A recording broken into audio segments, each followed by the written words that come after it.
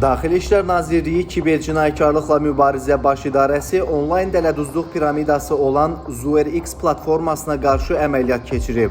Kiberpolisin həyata keçirdiyi əməliyyat texniki tədbirlərlə qeyd edilən piramidanı idarə edən şəxslər 32 yaşlı Əli Qarazadə, 35 yaşlı Samir Ağazadə və 39 yaşlı Elmar Xosiyev müəyyən edilərək saxlanılıblar.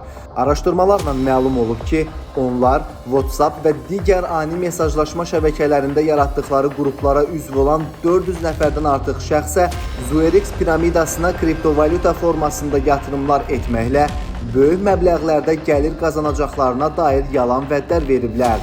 Saxlanılan şəxslər insanlarda inam yaratmaq və platformaya yeni üzvlər cəlb etmək məqsədi ilə zərər çəkənlərin hesablarına bir neçə dəfə kriptovalyuta formasında simvolik məbləğlərdə ödənişlər də köçürüblər.